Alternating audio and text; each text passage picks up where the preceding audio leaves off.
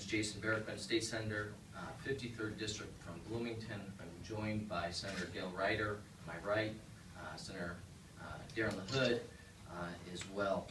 And it's quite frankly, it's disappointing and troubling to be here today to talk to you about the fact that it is apparent that NRI is continuing yet today. And just to give you some background, I think some of you are aware we've spent months on what is now known as the NRI audit. This being the Legislative Audit Commission's statutory role in reviewing an audit performed of the Illinois Violence Prevention Authority's program that has been coined and called NRI. We've spent months on this, and throughout the process, I think we've heard repeatedly from the Quinn administration that this is old news, that there's nothing to be seen here. Quote after quote, we've got some of the quotes from the administration on our board here, quote after quote from the Quinn administration that this is old news, that the program's been abolished, that the agency that administered the program was abolished, that the program was shut down. He says it's old news. It was 2 years ago or more that this thing was shut down. And he's really hinged his credibility on the fact that he claims, errantly so, that this is old news and that there's no NRI today. The reality is that it is clear, albeit in a rebranded name, NRI is continuing in a very real effect today, and it's occurring in a way that is having an incredibly detrimental effect to communities in the district that I represent, as well as communities throughout the state, whether they be in Chicago, in the suburbs, downstate, or otherwise. Just to give you some background, so we have uncovered here evidence of this continuance of this program. And let me just give you the background of how this came to our attention. I was alerted by a local provider of mine that there had been a cut this year after the budget was adopted. The budget, it is what it is, but this year's budget included $16.5 million to a program called CCBYS. CCBYS is a program that benefits 6,900 some youth in the year 2013. It is a program that is available to communities all across the state, and in fact there are providers throughout the state, including in my district. There's a provider in Bloomington, and the programs that are provided through the CCBYS funds primarily help troubled youth. They help your homeless youth, your battered youth, and again, it's a transparent program. It's a program for which there's transparency. The dollars are competitively bid.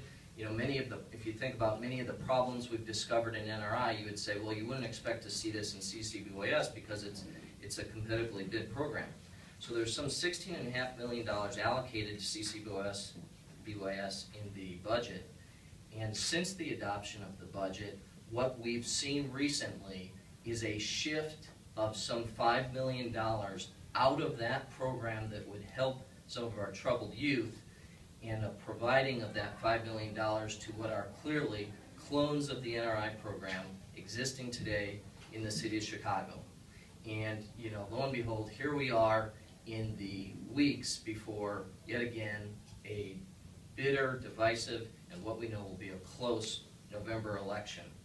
The programs that are going to benefit from this $5 million that has been taken away from our local providers, you have to ask the question of, so where does the money go? We can tell you where it's coming from, and it's coming from communities like mine.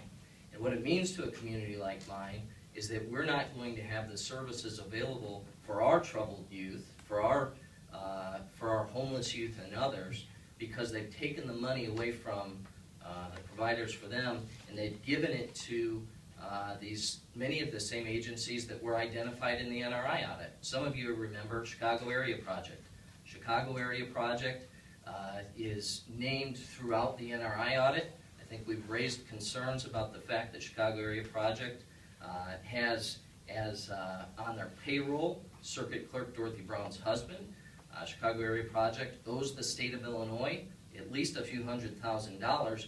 Yet here we are this year, the state of Illinois has already provided Chicago area project $1 million for programs that look eerily similar to the NRI, the programs that were the subject of the NRI audit.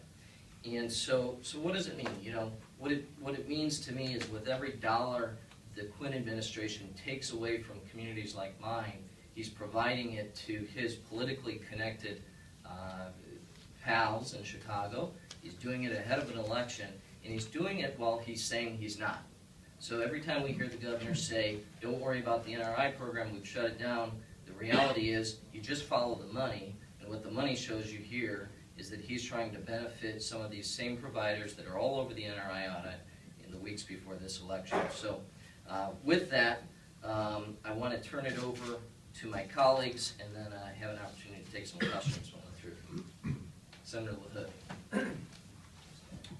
Thank you, Senator Barickman. Darin LaHood, 37th District in Peoria. And I want to talk specifically about a particular agency in my district, the Center for Youth and Family Services, which is a provider in the Peoria area. It's based in West Peoria. I recently did a tour there. They house about 16 at-youth risk there, at-risk youth there, and a very well-run program. And they recently found out they're getting cut as a part of this diversion. Now, what you have to remember, this is a well-run organization. They were told they're getting this money. They received the initial money through a very transparent RFP program, played by the rules, and then to be told that that money is now being diverted and going to Chicago, they kind of scratch their head and say, what's going on? Why is this money being diverted? And to try to find an explanation about that is really difficult in this process. It clearly violates the rules that are in place. The Auditor General has said this is a violation, but it's going on right now. Then the second thing is, well, where is the money going? Well, when you look at that chart, that money's going to Chicago. Not only to Chicago, but to the very agencies that are under federal investigation right now.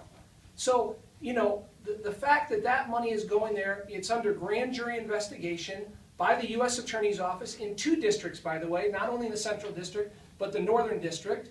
And so people in my district with the particular agency, the Center for Youth and Family Services, you know, are wondering what's going on. And that is very, very troubling to see this happening, again, as was referenced earlier, so close to an election. We saw what happened 4 years ago. This is a very, very thing. Obviously, nothing has deterred the Quinn administration for continuing to engage in this practice of trying to buy votes in Chicago. And it's frustrating for my constituents and this particular agency in my district and for people all over the state. Good afternoon. My name is Dale Ryder. I represent the 55th District in Illinois, a 14-county district, East Central and Southeastern Illinois.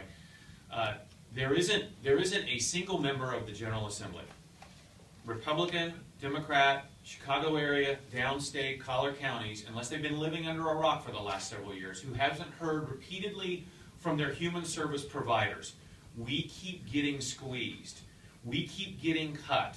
We can't provide the services for the at-risk families and the at-risk youth that we need to because there's not enough money out there. And we hear, particularly from Governor Pat Quinn, that he is there for those people, that he is battling for funds for those people to help make sure that when there's an at-risk youth who reaches out to a counselor at 2 o'clock in the morning with a crisis, a breaking point for that child, that the funding is there to make sure the counselor is there to make sure that that youth receives the services that they need. What's before us here and what Senator Barickman, who has done yeoman's work on the Audit Commission, and Senator LaHood have talked about to you so far is a process. And that is the Quinn administration doing exactly what it did 4 years ago, despite the fact that there are at least 3 grand jury subpoenas out there in and around the Quinn administration about what he did 4 years ago. He's doing exactly what he did 4 years ago, and that is take money that was appropriated by the General Assembly into a transparent program, meaning the public and the legislators, the taxpayers could follow who was applying for that money, what kind of criteria did they bring, what kind of qualifications did they bring, and who got the money awarded to them, to a much less transparent program where the money can be spent on whatever timeline Pat Quinn decides it'll be spent on, in whatever fashion Pat Quinn wants it spent on, and whoever. And you see on these charts right here, that money moved to that program that has all but no transparency, and then ferreted out to these politically connected groups. Exactly what we saw in 2010 here, a little over a month before an election.